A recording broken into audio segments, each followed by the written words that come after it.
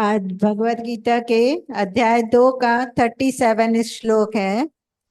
या तो तू युद्ध में मारा जाकर स्वर्ग को प्राप्त होगा, अथवा संग्राम में जीतकर पृथ्वी का राज्य भोगेगा।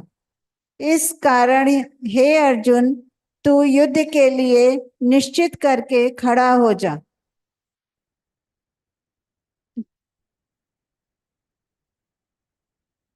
दूसरा भी पढ़ लीजिए। जय पराजय, लाभ हानि और सुख दुख को समान समझकर उसके बाद युद्ध के लिए तैयार हो जा। इस प्रकार युद्ध करने से तू पाप को नहीं प्राप्त होगा।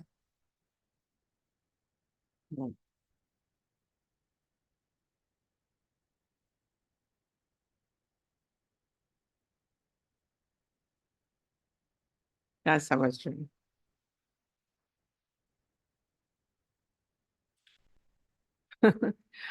गुरु को भी कितने तरीके से समझाना पड़ता है ना। अभी केवल युद्ध करने के लिए पहले तीसरे अध्याय में शायद दूसरे श्लोक में बोला भी था, युद्ध करने के लिए नहीं मान रहा है, अब उसको मना रहे हैं। जैसे बच्चे को मनाते हैं तो प्रलोभन देते हैं, तुम पढ़ाई कर लो तो तुम्हें बाइक लेके दे देंगे, तुम ये कर लो तो तुम्हें ये कर देंगे। अब इस तरीके से अब ये बच्चे की तरह उनको प्रलोभन दे रहे हैं। क्या दे रहे हैं कि यदि तू युद्ध करेगा, क्या बोल रहे हैं, और भयभीत भी हो रहा है, कह रहे यदि तू युद्ध में मारा भी गया तो क्या होगा, स्वर्ग मिल जाएगा। स्वर्ग मिल जाएगा, नहीं तो पृथ्वी का राज्य भोगेगा। प्रलोभन है। मन को कुछ न कुछ अच्छे की चाहत होती है, तो उसके लिए युद्ध कर रही है। तो ना, यदि मर भी गया तो क्या हो जाए, मरना तो सभी को ही है। पर यदि तू अपने कर्तव्य को पालन करते हुए, क्योंकि क्षत्रिय धर्म है कि युद्ध करना, और उसको पालन करते करते युद्ध तू मर गया तो क्या तुझे स्वर्ग मिलेगा। ये दिखा रहे हैं, या तो फिर स्वर्ग का राज्य मिलेगा या धरती के सारे सुख मिलेंगे। ये अर्जुन का जो अपने प्रियजनों के लिए, अपने संबंधियों के लिए जो भीतर मोह जग रहा है, उसी को ही हटाने के लिए ये सब बोल रहे हैं कि इनका मोह हट जाए, युद्ध करेगा, मोह हटे, अंदर से शोक मिटे। दुख भी हो रहा है कि हमारे सब अपने प्रियजन मर जाएंगे, दुख होता है अपने प्रियजनों का जाने का, चाहे कितने भी हैं कैसे भी हैं, पर मोह बहुत होता है। लड़ाई करने में दिक्कत होती है, इसको मिटाने के लिए अर्जुन को क्या कर रहा है, युद्ध करना क्या है उसका, क्षत्रिय है, युद्ध करना उसका कर्तव्य है। आप अपने कर्तव्य से कभी भी मुख मत मोड़ा करिए। जो भी आपके जीवन में आपके हिसाब से जो आपका कर्तव्य है, ये इसीलिए दादाजी ने बोला हम घर नहीं छुड़ा रहे हैं। घर में गृहस्थ में जो आपको जैसे रहना है आप रहिए, जो काम करने हैं करिए, कोई भी काम छुड़ाया नहीं है। जिसके जिसका जो काम है, स्त्री का जो काम है, पत्नी का जो काम है, बेटे का जो काम है, पति का जो कर्तव्य है, उसमें आपको क्या बोल रहे हैं, आप उसके अनुसार करिए। कर्तव्यों से विमुख नहीं होना। अब कर्तव्य यही है कि वो क्षत्रिय है तो युद्ध करना है, तो कर्तव्य है अपना पूरा करो करो। और यदि कर्तव्य से मुख मोड़ रहा है तो क्या होगा, मतलब नरक के भागीदार हो गए। और ये कह रहे हैं यदि कर्म का फल क्या होता है, पुण्य मिलता है। अच्छा करोगे तो पुण्य मिलता है। पुण्य से क्या होता है, आपके अंदर सारे गुण आते हैं, दया, करुणा, क्षमा, प्रेम, ये सब अपने भीतर इस गुणों को उजागर, कर्तव्य करते करते आपके भीतर गुण भी उजागर हो जाएंगे। आपके भीतर के जो गुण हैं सब छिपे हुए सबके अंदर गुण हैं, ये कर्तव्य पालन से उजागर होते हैं। अपने अंदर ये धारण करिए, और जो भी आपका कर्तव्य है उसको क्या करिए, ईमानदारी से करिए। जैसे ऑफिस में लोग काम करने पे तनख्वाह तो ले लेते हैं, बैठे गप मार रहे हैं, पान खाने जा रहे हैं, अपना समय किल करते हैं। आपको जो काम दिया गया है वो करिए, रेस्ट में जो काम है आप उसको कर दिए। ये नहीं कि कर्तव्य से मुंह मोड़ने को नहीं बोला। अभी हम कितनी बार बात बताते हैं, गीता भगवान के समय, दादा भगवान के समय में को ज्ञान सुन लिया कि डू नथिंग है, तो डू नथिंग, वो कुछ भी नहीं करना है, घर में बैठ गया। अब वो घर का मुखिया था, बाल बच्चे थे, दुकान थी, उसका कर्तव्य था कि वो अपना बिजनेस करे, काम करे, घर में बैठना कर। कोई कर्तव्य थोड़ी ना कि घर में बैठ के खा रहे हैं। दादाजी ने बोला डू नथिंग, तो कर्तव्य से मुख मोड़ना गीता में भी मना किया है कि अपने कर्तव्य से नहीं करो, उसको बहुत ईमानदारी से करिए, बहुत शुद्धता से करिए, सत्यनिष्ठा से करिए। शब्द बड़े अच्छे अच्छे जोड़ते हैं, लिख देते हैं हम। न्यायपूर्ण होकर के करिए, ईमानदारी से, न्यायपूर्ण हो गए, किसी को कम किसी को ज्यादा, ऐसा नहीं। घरों में भी, अपने बच्चों में भी उनमें डिफरेंस हो जाता है। लड़के से ज्यादा प्यार करेंगे, लड़की से नहीं करेंगे, या जो जो कमा के दे रहा है उससे मोह करते हैं, उससे कम करते हैं। न्यायपूर्ण होना चाहिए, माने क्या है, सबके साथ बराबर का व्यवहार होना चाहिए। सब जिंदगी में जीने का तरीका है। जब आप इस तरीके से रहेंगे तो क्या है, आप सदैव सुखी रहेंगे। सुखी रहेंगे। ऊपर का स्वर्ग किसने देखा है? हम अच्छे बन जाए। यदि हम अच्छे बनेंगे तो समझिए आप स्वर्ग में बैठे हैं, आपको कोई दिक्कत नहीं होगी। नरक में तो पीड़ा है। नरक का जो खाली बोला जाता है, पता नहीं देखा तो किसी ने भी नहीं है। नरक क्या है, स्वर्ग क्या है, सब कुछ यहीं पे है, कहीं अलग नहीं है, सब कुछ यहीं पे है। पर जब आप सुखी हैं, आनंदित हैं, तो आप स्वर्ग में हैं। और यदि आप दुखी हैं, चिंतित हैं, विक्षेपता में हैं, टेंशन में हैं, तो आप समझ लीजिए नरक में बैठे हुए हैं। कहते एक व्यक्ति था, उसको बड़ा शौक हुआ कि देखें स्वर्ग में क्या है, नरक में। तो वहां पे देखने के लिए गया, तो देख रहा था वहां सब मिलेंगे हमको, बुद्ध मिलेंगे, रामकृष्ण मिलेंगे, रामतीर्थ मिलेंगे, जितने बड़े बड़े हैं सब वो हमें वहां मिलेंगे। देख रहा था। नर्क में भी देखा कि नर्क में देखे कौन कौन है, तो बाकी तो सब बड़े खूंखार लोग दिखे, खराब लोग दिखे, राक्षस प्रवृत्ति के लोग दिखे। ये सब जब देखा, पर एक जगह कोने में देखा उसने जाकर के कि वहां पर सुकरात बैठा हुआ है। बड़ा फिलोसोफर था, बड़ा फिलोसोफर था, बड़ा ज्ञानी था।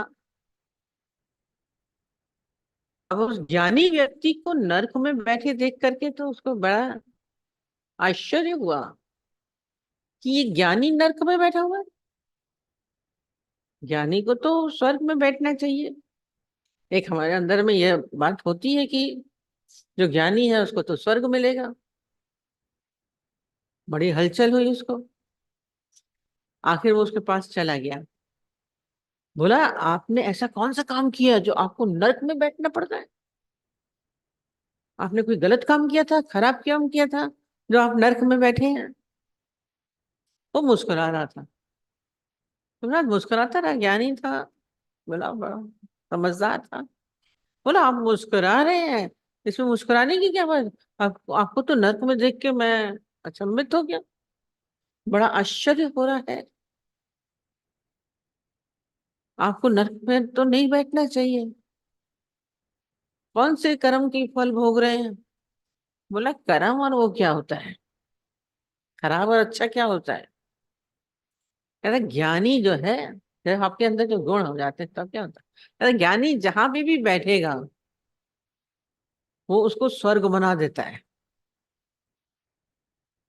ज्ञानी जहां बैठता है उसको स्वर्ग बना देता है। आने की नहीं, आसपास उसके क्या हो जाता है, स्वर्ग की तरह हो जाता है। माने हमें अपने गुणों से जीना है, अपने कर्तव्य निभाते हुए जिएंगे, अपने ईमानदारी से रहेंगे, कर्तव्यनिष्ठ होकर जाएंगे, तो क्या होगा? आप स्वर्ग में हैं, ये बोल रहे स्वर्ग जाएंगे, कोई वहां का स्वर्ग नहीं है, कोई ऊपर आसमान का स्वर्ग नहीं है, पर आप जहां भी बैठे, चाहे कैसा भी माहौल है, वहां स्वर्ग है। और जब आपके अच्छे कर्मों से आप यदि मर भी गए, मतलब मरने के बाद स्वर्ग होता है, तो मरने के बाद गीता में देखिए आगे आएगा कि योग भ्रष्ट योगी योग युक्त होने के लिए श्रेष्ठ जनों के यहाँ जन्म लेते हैं। तो उनका जन्म भी कहाँ होता है? ज्ञानियों के घर में होता है, श्रेष्ठ जनों के घर में होता है, अच्छे लोगों के, ईमानदार शांत प्रवृत्ति साधु जन प्रवृत्ति के घरों में जन्म होता है। आपके चारों तरफ वातावरण ऐसा कैसे हो रहा है? हम तो बैठे जगह ज्ञान में हैं, तो वातावरण कैसा मिलेगा आपको? शांतिपूर्ण मिलेगा, आनंदपूर्ण मिलेगा। अपने आप को उस स्थिति में नहीं लाइए। हम तो कहते हैं सब लोग यहाँ सत्संग में आए हैं, जरूर आपका कुछ पिछला अच्छा कर्म है, जो आपको ज्ञान मिला, सत्संग मिला, परिवार अच्छा मिला, इस ओर प्रेरित कर रहे हैं। और जो इस भाव में है, तो वो क्या होगा? वो नित्य सुख में रहता है। स्वर्ग क्या है? सुखी। जहां बैठा है वो नित्य सुख में है, उस सुख का आनंद लेने की चीज है।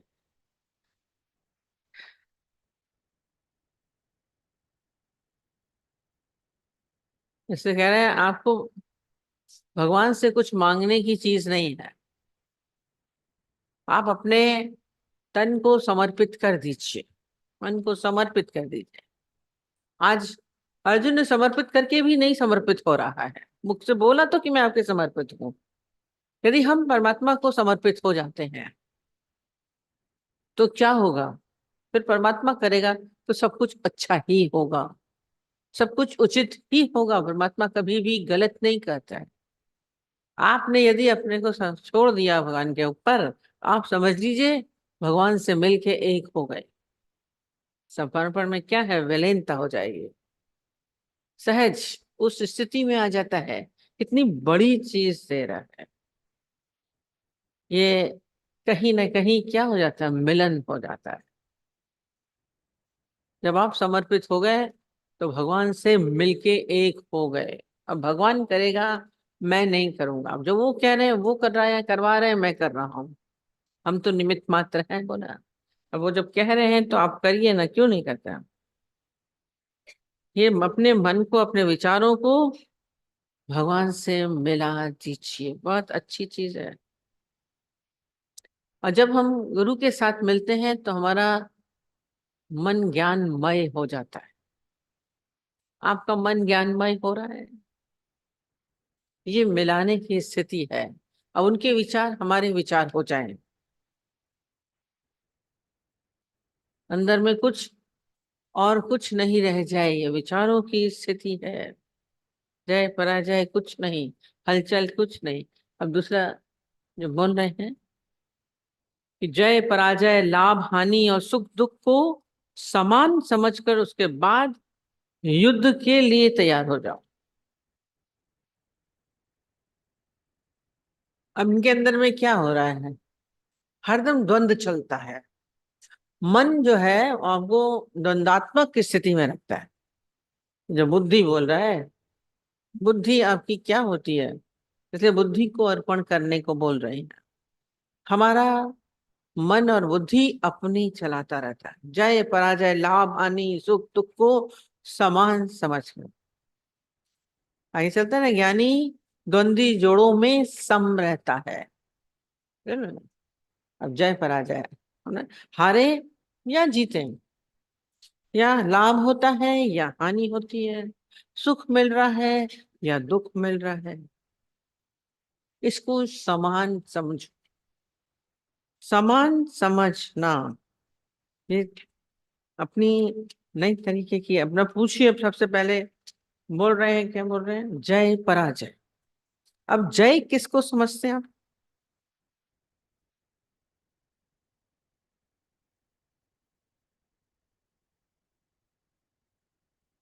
जय होती है विजय सफलता को कहते हैं। अलग अलग आपके लिए तैयार किया है। जय है जब सफलता को कहते हैं, जब आप दूसरे को अपने वश में कर लेते हैं। एक युद्ध में जीत होती है, उसको भी विजय कहते हैं। और दूसरा, जब हम दूसरे को अपने वश में कर लेते हैं, ये भी जय होती है। और जब किसी शत्रु को हम नष्ट कर देते हैं, वो भी जय होती है। जैसे किसी गेम्स में हम जीत जाते हैं, दूसरे को हरा देते हैं, ये जय विजय है। और पराजय है क्या है? जब हम युद्ध में हार जाएं। किसी से लड़ाई करिए, पहलवान खाली ऐसे ही लड़ते हैं, हार जाते हैं। पार्टीशन हो रहा, भाइयों में लड़ाई हो रही है, उसमें हार गए, पराजय। दूसरी, जब कभी आप किसी भी फील्ड में कोई काम कर रहे हैं, उसमें असफल हो गए, तो क्या हो गए? आप पराजित हो गए, हार गए, फेल हो गए। कोई काम कर रहे हैं, पढ़ाई कर रहे हैं, बिजनेस कर रहे हैं, जब भी उसमें असफल हो गए, तो पराजय होती है। अब ये जो पराजय होती है तो पीड़ा होती है। अभी बोले लाभ होता है, दूसरा सुख है और दुख है। हानि हो रही है, नुकसान को कहते हैं। किसी वस्तु के अभाव होता है तो हानि हो जाती है। और ये सब, हानि में दुख होता है, पराजय में दुख होता है। और दूसरा, अंदर में जब ये दुख होता है, जब हमारे विपरीत कोई चल रहा होता है, जब हमारे अंदर में कुछ और होता है, मन कुछ और चाहता है और बाहर कुछ और मिलता है, तो पीड़ा होती है। बाहर भी हम अपने मन के अनुसार, अपने विचार के अनुसार चाहते हैं, और सपोज वो नहीं मिलता है, तो पीड़ा होती है, दुख होता है। दुख का कारण, और यदि अनुकूल हो जाता है, आपके मर्जी के मुताबिक हो गई, परिस्थिति आपके मुताबिक हो गई, व्यक्ति आपके अनुसार हो गए, बच्चे आपके अनुसार हो गए, तो आप बड़े सुखी हैं। ये सुख दुख क्या है? हम सोचते हैं कि बाहर से हो रहा है, सुख बाहर से मिल रहा है, दुख बाहर से मिल रहा है, व्यक्ति ने दिया, व्यक्ति ने क्या, परिस्थितियों वश नहीं। ये सब क्या है? ये हमारी अनुकूलता प्रतिकूलता के कारण है। पर ज्ञानी के लिए भीतर वो कुछ सोचता ही नहीं, ना अच्छा ना बुरा। जब आपके भीतर कोई विचार नहीं है, तो आपके लिए कोई प्रतिकूलता होगी नहीं। जो आ रहा है ठीक है, जो हो रहा है ठीक है, अनुकूलता भी नहीं है, प्रतिकूलता भी नहीं है। हम चाहते हैं बीमार नहीं हो, बीमार हो गए तो दुख होगा। उसको गाली नहीं देनी चाहिए, बेटे को ऐसा व्यवहार नहीं करना चाहिए, बेटा ऐसा व्यवहार करेगा तो दुखी है, हमने कोई तरह कुछ और चाहा। और यदि वो आपके अनुसार चलता है बेटा, तो बहुत अच्छा है, बात आप खुश हैं, सुखी हैं। लाभ होना चाहिए, लाभ हो रहा है, आपकी मर्जी के मुताबिक है, तो आप बहुत सुखी हैं, क्योंकि आपने सोचा।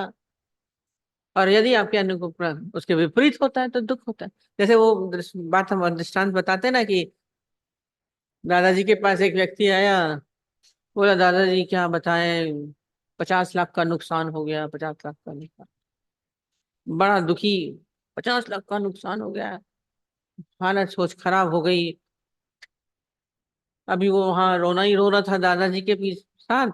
उसी समय उसकी पत्नी आई, हलवा बना के, मिठाई खिला के, मीठा खाइए।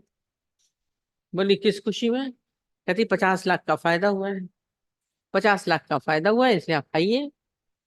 अरे ये तो तुम्हारा पति तो अभी रो रहा है, कह रहा है कि 50 लाख का नुकसान हुआ है, 50 लाख का नुकसान हुआ है, तुम तो हलवा लेके आ रही हो, फिर 50 लाख का फायदा हुआ है। ये कैसे दो बात कैसे हो सकती? बिजनेस तो घर में ही हुआ है, कैसे दिक्कत हो गई, कैसे नुकसान हो गया? वो हंसने लगी। बोले तुम हंस क्यों रही हो? पति को भी गुस्सा आ रहा था, तुम हंस क्यों रही हो? बोले हंस इसलिए रहे हैं, इनके ऊपर हंस रहे हैं। बोले क्या हुआ? अरे कैसे नुकसान हुआ इसको, इसको कैसे नुकसान हो गया, तुमको फायदा हुआ कैसे? बोले इन्होंने 1 करोड़ का सोचा था, हम बिजनेस करेंगे, फायदा होगा, और हुआ है 50 लाख का। अब इन्होंने क्योंकि सोचा हुआ था कि 1 करोड़ का होगा, अब 50 का हुआ है तो पीड़ा लग रही है। इसलिए ये दुखी हैं। और हमने तो कुछ सोचा ही नहीं था, जो तब 50 हुआ तो मैं तो खुश हूँ, 50 भी तो हुआ तो इसलिए मैं खुश हूं, मैं हलवा दे रही हूँ। तो दुख किस में है? यदि आप कहीं पे भी दुखी हैं, उलझे हुए हैं, टेंशन में हैं, परेशानी में हैं, हम रोज बोलते हैं अपना कोई स्केल मत बनाइए, ऐसा होना चाहिए, ये होना चाहिए, ये करना चाहिए। किसी व्यक्ति के लिए भी नहीं, भगवान के लिए भी नहीं, परिस्थितियों में भी नहीं है ऐसा होना चाहिए। नहीं, वो बोलते ना, हलंदी हलाए जाए, चलाते चलाना, विचार नहीं करना, मृत्यु नहीं हो, पति से पहले हम चले जाएं। आपने सोचा पति पहले चला गया तो पीड़ा होगी, पत्नी ना जाए, सब बेटा हो जाए, बेटा नहीं हो रहा है तो पीड़ा हो रही है। ये जो आपने स्केल्स बना रखे हैं अपने भीतर सुख, उसी की वजह से ही आप सुखी होते हैं, उसी के लिए आप दुखी होते हैं। बाहर कोई सुख दुख नहीं है, बाहर कोई हालत चालत नहीं है। यानी इसलिए फिर क्या होगा, जब आपके अंदर कुछ होगी नहीं तो समअवस्था होती है, यानी समअवस्था में रहता है। ये सुख दुख लाभ हानि में बोल रहे हैं, सब मिलता क्या है, मन के कारण। उसको कुछ भी नहीं है तो वो संतुष्ट रहता है, जो मिला वो संतुष्ट है, कोई पीड़ा नहीं है। अब अपने अंदर सोचिए, आप सुख की क्या परिभाषा बोल रहे हैं, दुख की क्या परिभाषा बोल रहे हैं, हारने की, जीतने की क्या? उस दिन बोला था ना, हारेंगे जीतेंगे। उसने बोला था, उसने बोला मुझे कोई हरा नहीं सकता।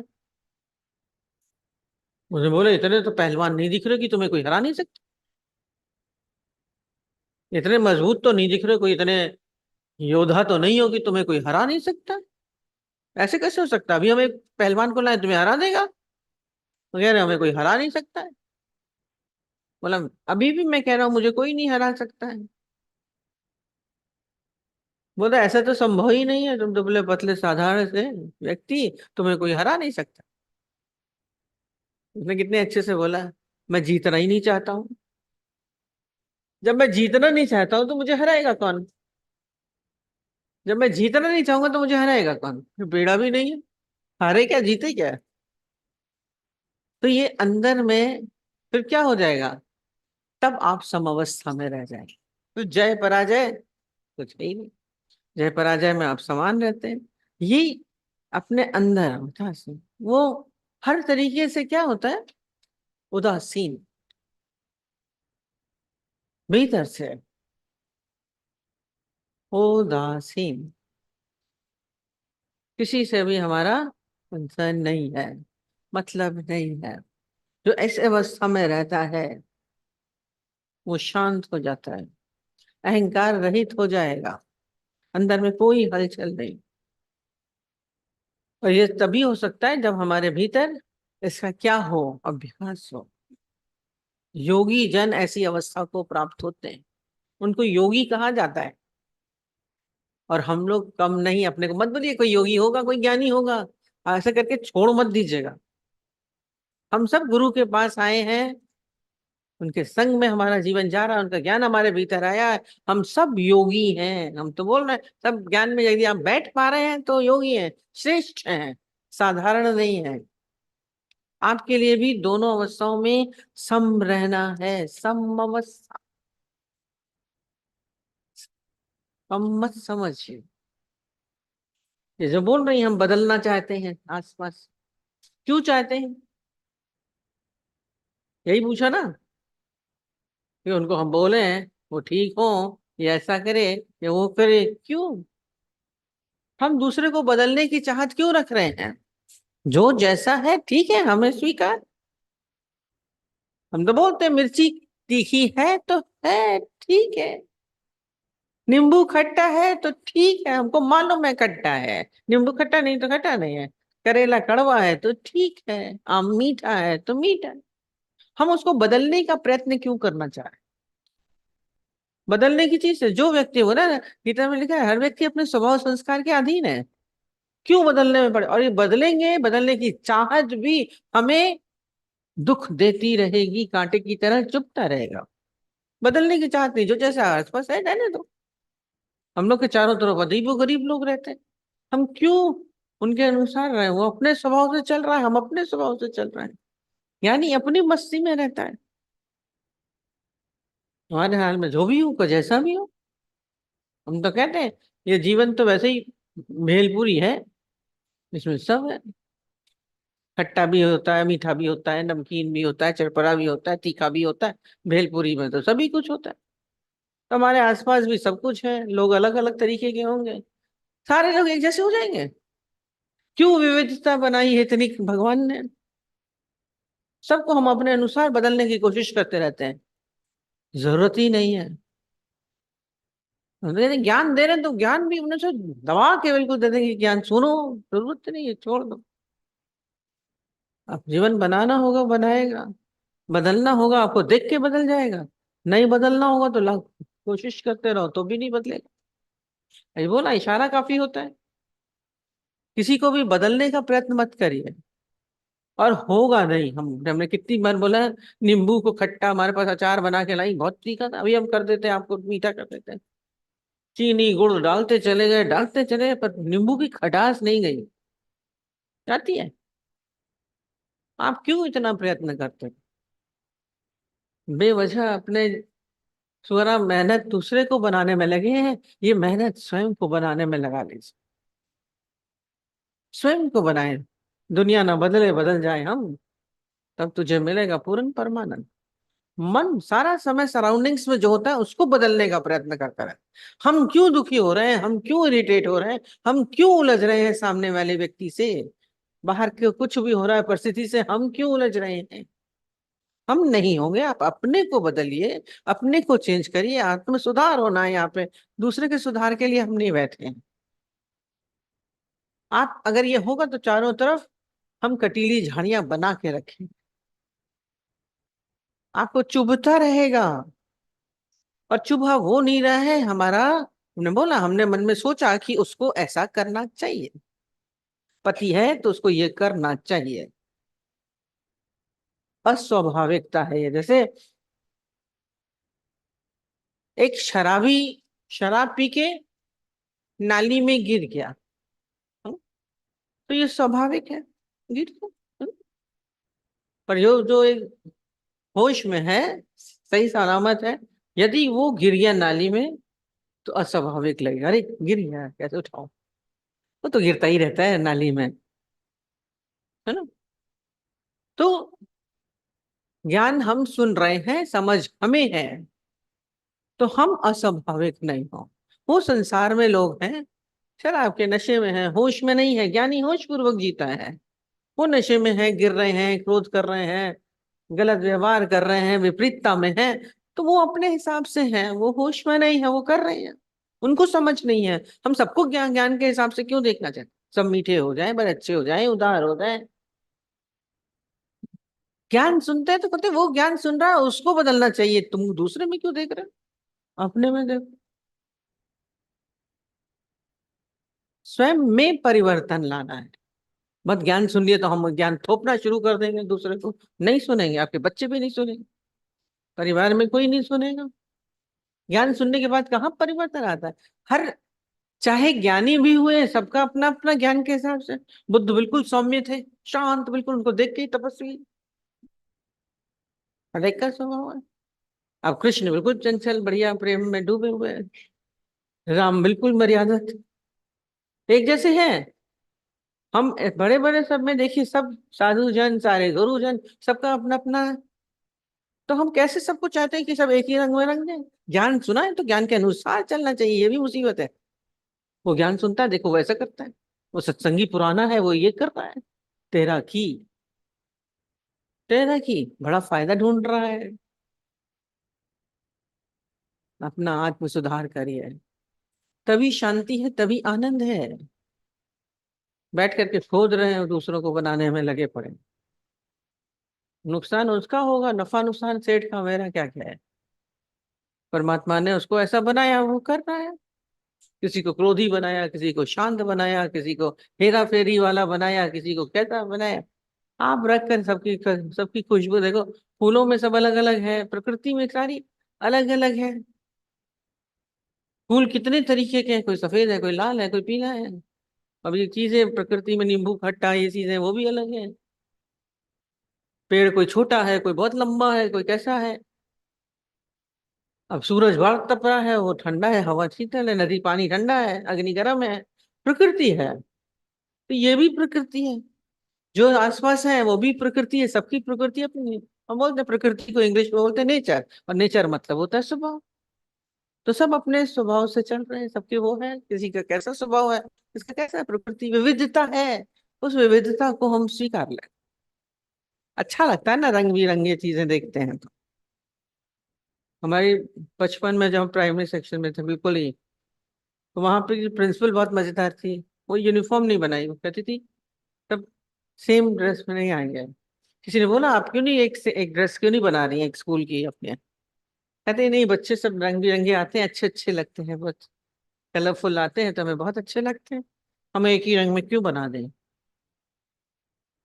तो विविधता अच्छी लग रही है।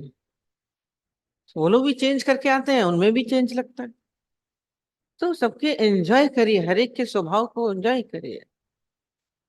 हम लोग कहते हैं, कितना अच्छा क्रोधी है। बोलिए, बोल सकते हैं, बोलेंगे। बहुत ज्ञान सुन लिया तो हम बैठ करके सुधारें? जो सुधरना चाहेगा वो आपके संपर्क में अपने आप सुधरेगा। किसी को सुधारने का ठेका हमने नहीं लिया है कि सत्संग सुन रहा है तो सुधर जाए, कोई जरूरत नहीं, क्या जरूरत है? सुधरे तो सुधरे, न सुधरे तो न सुधरे, मेरा की। हमें कुछ आवश्यकता नहीं है तो हमें कोई गम नहीं है। हमारी अगर एक्सपेक्टेशन है, हमने बोला ना हम चाहते हैं कि वो ऐसा करे, तो हमें पीड़ा होगी। आपके अंदर में चाहत है कि वो ऐसा होना चाहिए, उसको ये नहीं बोलना चाहिए, उसको ऐसे नहीं चलना चाहिए, तो पीड़ा है। कोई कह नहीं होगा तो कोई पीड़ा ही नहीं। ज्ञान ही छोड़ देता है, जहाँ जैसे करो। सबको फ्री छोड़ो, ज्ञान छोड़ के भेजो, बच्चों को भी फ्री छोड़िए, समझ लेने के बाद फ्री छोड़िए। बांधिए नहीं किसी को। हम बोलते हैं बांधेंगे तो आप बंधेंगे। वही बोला, गाय लेके जा रहा था, पुराना गुरुजी बताते थे। एक आदमी गाय को बांधे हुए लेके जा रहा था, कहता कौन बंधा है? गाय बंधी है। तो बोला, अरे सीधा सीधा दिख रहा है, गाय बंधी है, वो आदमी कहाँ बंधा है? संत बड़े मजेदार, तो उसने क्या किया, रस्सी बीच में से काट दी। अब रस्सी कटते ही गाय तो फूस के भागी कस के। गाय तो छुटना चाहती थी, वो भागी कस के। और जो वो गाय जिसकी थी वो तो पीछे पीछे दौड़े जा रहा, दौड़े जा रहे, कहाँ गई कहाँ गई, आपने ये क्या किया मेरी गाय को? तो कहता है, गाय तो देखो छुट्टी हुई है, बंधे तो तुम हो, तुम दौड़ रहे हो उसके पीछे, उसको तुम्हारी जरूरत नहीं है। तो क्यों बांध रहे हैं किसी को? आप बांधेंगे तो आप बंधे हुए हैं। अच्छाई बुराई से बंध गए, व्यक्ति से बंध गए, परिस्थिति से बंध गए, क्यों बंध रहे हैं? हमें नहीं बंध रहे हैं। मुक्त होता है ज्ञानी, फ्री होके चलिए। अन्न हल्कापन लगेगा, आनंद है, वही बोला, स्वर्ग यही होगा, नहीं तो आप नरक में बैठे रहोगे, चिक चिक चिक चिक करते रहो। जीवन को खोइए नहीं। हमने बहुत व्यर्थ अपना जीवन गंवा देते हैं, सारा समय दूसरों के सुधार में। थोड़ा सा जीवन है, पता नहीं कब जीवन की शाम हो, हम मुक्त होके बैठे, खाली होके बैठिए, काम उतार के बैठो। दुनिया चरखा पानी पे चलना, जैसे चलना हो चलता रहे। मेरा की दाल रोटी खाओ, प्रभु के गुण गाओ, बस मजे करो। जीवन में मिलेगा रोटी कपड़ा मकान, बाध्य भगवान देगा, उसके बाद आप सोचने की जरूरत नहीं है। क्या सारा दिन अपना दिमाग में तिरकम बचाते रहते हैं, टेंशन पालते रहते हैं। जो सामने होगा उसी की चर्चा करते हैं। वो हर एक अपनी इच्छा है के कारण, उलझने के कारण, अपने स्वभाव के कारण उलझ रहा है। हम नहीं, हमारी कोई इच्छा नहीं किसी में। जीवन आनंद में बिताइए, अभी मजा है। वो नहीं, सूक्ष्म बुद्धि सबसे सूक्ष्म कब है? सबसे सूक्ष्म क्या है? आत्मा। जब हमने उसको जाना तो हमारी सूक्ष्मतर बुद्धि है। नहीं तो मोटी बुद्धि, जब हम संसारिक व्यवहार में चल रहे हैं तो हमारी मोटी बुद्धि। आत्मा दिखती नहीं है ना, सूक्ष्म, छोटी चीज नहीं दिखती है ना, सूक्ष्म। तो आत्मा भी सूक्ष्म है, दिखती नहीं। तो हमारी बुद्धि क्या होनी चाहिए? ऐसे ही सूक्ष्मतर होनी चाहिए। जब आत्मा की भाव होगी तो सूक्ष्मतर है। नहीं तो आप मोटी बुद्धि से ही चल रहे हैं। ऐसे किसी को बोलो बड़ी मोटी बुद्धि है तो लड़ने लड़ जाएगा। अच्छा, यदि आप संसारिक हैं तो मोटी बुद्धि के हैं। मोटी बुद्धि वालों को क्या बोलते हैं? मूर्ख। इतना बढ़िया है सर। अब आप अपने को किस कैटेगरी में रखते हैं?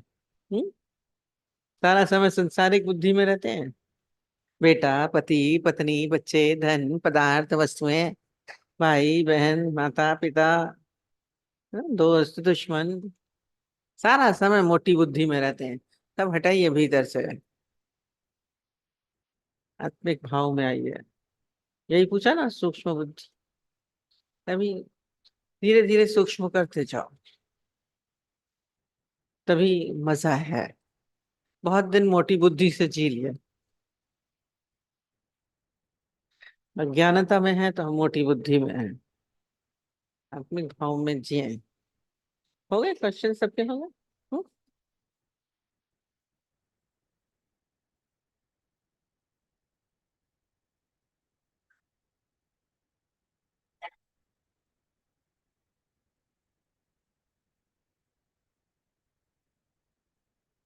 कह रहे हैं द्वंद्व समाप्त हो जाए, जीवन का द्वंद्व समाप्त होना चाहिए, प्रकाश अंधेरा समान दिखे।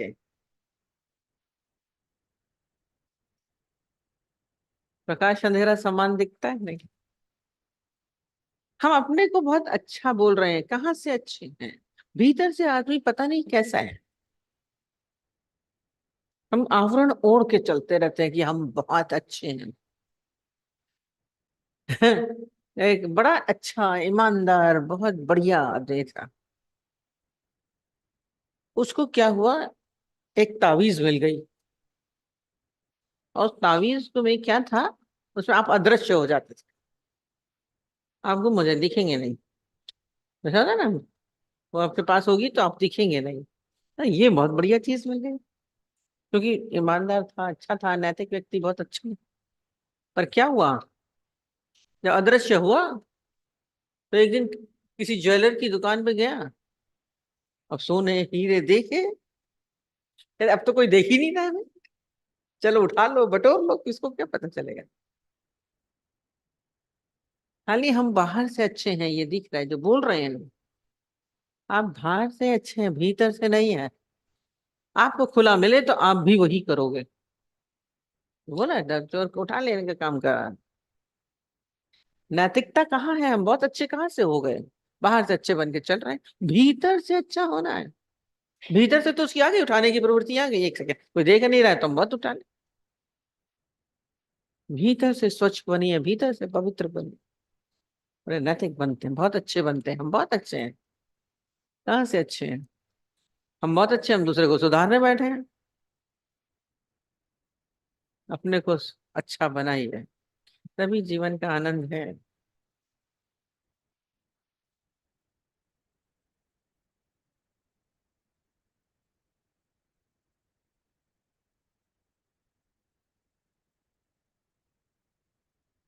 रोज बोलते हैं ज्ञानी सुख दुख से प्रभावित नहीं होता है। दुख से तो आदमी प्रभावित न होने का प्रयत्न करता है, पर यहाँ सुख से भी प्रभावित नहीं होता। यदि आप सुख से प्रभावित हो रहे हैं तो दुख से जरूर प्रभावित हो। आज नौकरी मिली, आप बहुत खुश हुए, कल को नौकरी जाएगी, आपको पीड़ा होगी,